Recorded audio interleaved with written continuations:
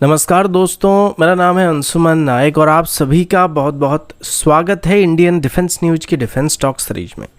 जहां पर हम रोज़ नए नए डिफेंस अपडेट्स के बारे में बात करते हैं। तो चलिए देर ना करते हुए आज की वीडियो शुरू करते हैं।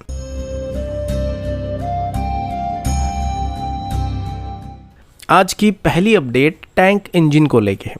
अभी कुछ ही दिन पहले एक रिपोर्ट सामने आया था जिसमें बात बताया गया था कि अभी इंडियन आर्मी को डिलीवर होने वाले अर्जुन MK-1A टैंक्स की डिलीवरी में थोड़ा डिले देखने को मिल सकता है, क्योंकि अभी अर्जुन टैंक्स में इस्तेमाल होने वाले इंजन जो कि जर्मनी की MTU की तरफ से सप्लाई किया जाता है, उसकी सप्लाई चेन को लेकर कुछ मेजर इशू का सामना करना पड़ रहा है और इसी वजह से अभी भारत को इन इंजन्स को जर्मनी डिलीवर नहीं कर पा रहा है। तो इसी वजह से अर्जुन MK-1A टैंक्स की डिलीवरी में डिले होने की उम्मीद किया जा रहा है। सेम तरीके की प्रॉब्लम हमको पहले भी हमारे जोरावर टैंक के साथ देखने को मिला था और हमें MTU की इंजन के बदले जोरावर टैंक में US की कुमिंस की इंजन का इस्तेमाल करना पड़ा था। पर अभी अर्जुन टैंक की बात करें तो इसमें कोई इंपोर्टेड इंजन के बदले अभी इंडिजिनस इंजन का भी इस्तेमाल करने का फैसला किया जा रहा था और इसके लिए एक 1500 HP की इंजन को 2020 से ही DRDO और VML की तरफ से मिलकर डेवलप करना स्टार्ट किया गया था, जिसको डाटन इंजन कहा जा रहा है। लेकिन कुछ दिन पहले बताया गया था कि इस इंजन को भी पूरी तरीके से तैयार होने में 3 साल लगने वाले हैं, जिस वजह से अगर हम अभी अर्जुन टैंक में जर्मनी की इंजन को इस्तेमाल करना कम्प्लीटली बंद कर देते हैं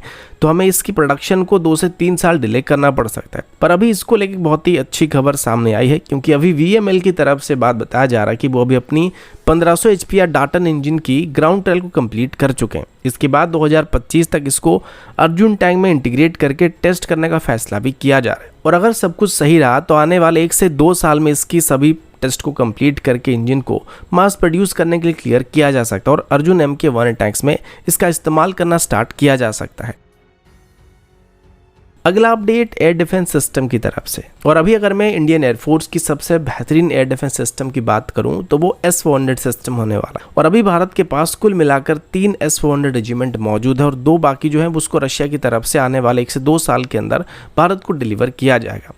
अब S-400 सिस्टम की बात करें तो आप सभी इसके बारे में जानते हैं कि ये सिस्टम 400 किलोमीटर की दूरी से कोई भी एयरक्राफ्ट को मार के गिरा सकता है और इसमें 4 अलग अलग तरह के मिसाइल मौजूद होते हैं जो कि 40 किलोमीटर से लेकर 400 किलोमीटर के डिस्टेंस तक दूरी के हिसाब से टारगेट के साथ एंगेज हो सकते हैं। लेकिन जंग जैसे हालात में S-400 सिस्टम भले ही हमारा सबसे बड़ा ताकत बनने वाला, लेकिन पहले दुश्मन इसी को टारगेट करने की कोशिश कर सकते हैं, जिसमें वो एंटी रेडिएशन मिसाइल का इस्तेमाल कर सकते हैं, फिर क्रूज मिसाइल का इस्तेमाल करके S-400 सिस्टम को या खास करके इसके रडार्स को डिस्ट्रॉय करने की कोशिश कर सकते हैं। तो इसी वजह से S-400 सिस्टम को या खास करके इसकी मेन रडार को या कंट्रोल स्टेशन को दुश्मन के हमले से सुरक्षित रखना हमारे लिए काफ़ी ज़रूरी है।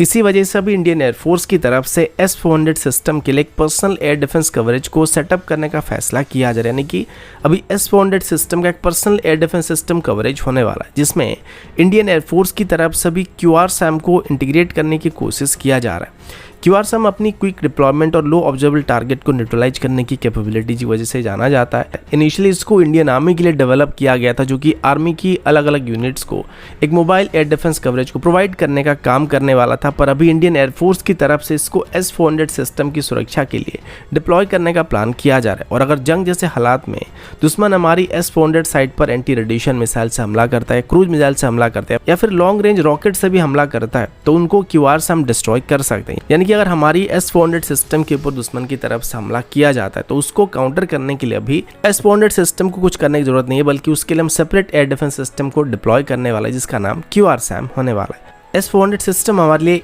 इस वजह से खास है क्योंकि हमारे पास ज़्यादा मात्रा में मौजूद नहीं है और हम चाहकर भी अभी तुरंत इनको एक्वायर नहीं कर सकते, जिस वजह से इनका सेफ रहना किसी भी जंग में हमारे लिए सबसे बड़ी पॉजिटिव पॉइंट होने वाली है।